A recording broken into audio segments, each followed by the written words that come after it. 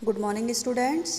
आज हम क्लास 8 से आपकी सहायक बुक भारत की खोज से चैप्टर 4 जिसका शीर्षक है युगों का दौर पढ़ेंगे।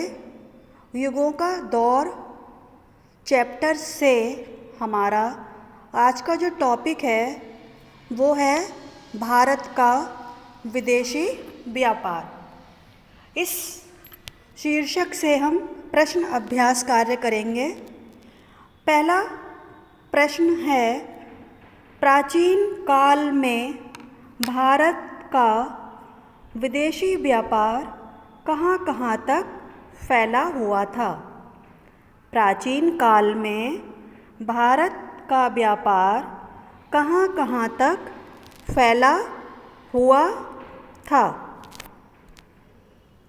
आंसर देखिए स्टार्टिंग। आंसर देखिए starting first line. Starting first line इस तरह से आपको करना है। ईसवी सन के पहले 1000 वर्षों के दौरान भारत का व्यापार दूर दूर तक फैला हुआ था और बहुत से विदेशी बाज़ारों पर भारतीय व्यापारियों का नियंत्रण था। नियंत्रण, कंट्रोल। पूर्वी समुद्र के देशों में तो उनका प्रभुत्व था ही, उधर वह भूमध्य सागर तक भी फैला हुआ था। भारत में बहुत प्राचीन काल से कपड़े का उद्योग बहुत विकसित हो चुका था। भारतीय कपड़ा दूर दूर के देशों में जाता था। उन कपड़ों में से था रेशमी कपड़ा। रेशमी कपड़ा भी यहाँ काफ़ी समय से बनता रहा है हमारे भारतवर्ष में, लेकिन वह शायद उतना अच्छा, जो उसकी क्वालिटी थी, जो उसकी किस्म थी, वो उतना अच्छा नहीं होता था जितना चीनी रेशम, जिसका आयात यहाँ ईसवी पूर्व 4वीं शताब्दी में ही किया जाता था। भारतीय रेशम उद्योग ने बाद में विकास किया, लेकिन बहुत नहीं, जितना उसे करना चाहिए था उतना नहीं, क्योंकि कहीं ना कहीं उसकी क्वालिटी उतनी अच्छी नहीं थी जितनी कि चीनी रेशम की। कपड़े को रंगने की कला में उल्लेखनीय प्रगति हुई और पक्के रंग तैयार करने के खास तरीके खोज निकाले गए। इनमें से एक नील का रंग था, जिसे अंग्रेजी में इंडिगो कहते हैं। यह शब्द इंडिया से बना है और अंग्रेज़ों में यूनान के माध्यम से आया है।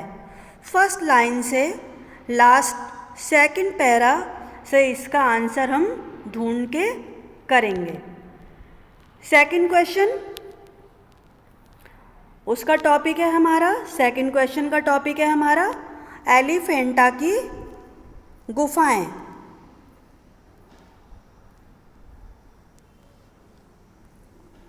एलिफेंटा की गुफाएं जो कि काफ़ी फेमस हैं और सभी बच्चों ने एलिफेंटा की गुफाओं के बारे में अवश्य ही सुना होगा।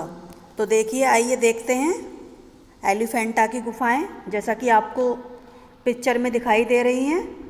तो यहाँ से इस टॉपिक से हम क्वेश्चन करेंगे।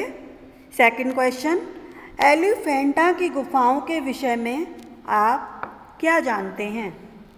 एलिफेंटा की गुफाओं के विषय में आप क्या जानते हैं?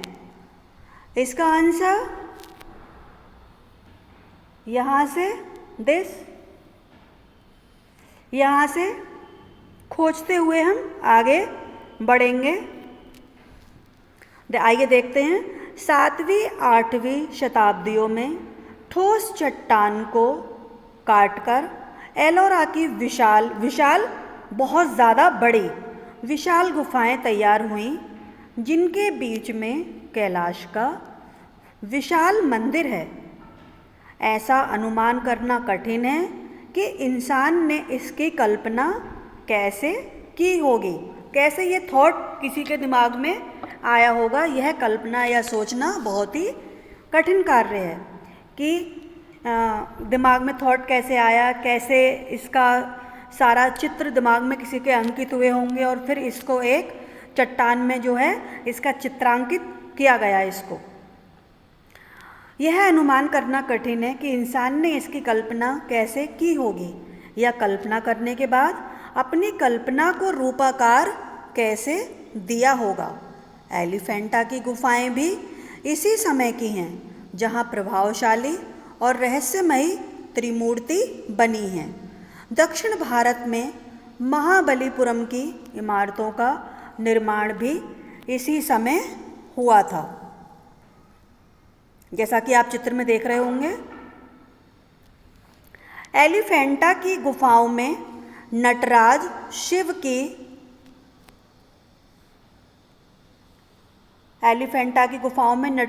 की एक खंडित मूर्ति है जिसमें शिव नृत्य की मुद्रा में हैं। हैवल जो कि एक महान वैज्ञानिक थे, हैवल का कहना है कि इस शत विशत यानी खंडित मूर्ति टूटी हुई अवस्था में भी यह मूर्ति भीमाकार स्टूडेंट्स कहते हैं कि ये एक एग्जाम्पल है कि भीम के आकार की। भीम जो अपने आप में 100 हाथियों का बल रखते थे, तो ये एक उनसे तुलना की गई है कि भीमाकार अत्यधिक विशाल, बहुत अधिक बड़ी। भीमाकार शक्ति का मूर्त रूप है। मूर्त यानी जब हम इसको देखेंगे तो हमें ऐसे प्रतीत होगी है कि बिल्कुल जीवित है, हमसे कुछ बोल रही है और इसकी कल्पना अत्यंत विशाल है। Thank you class.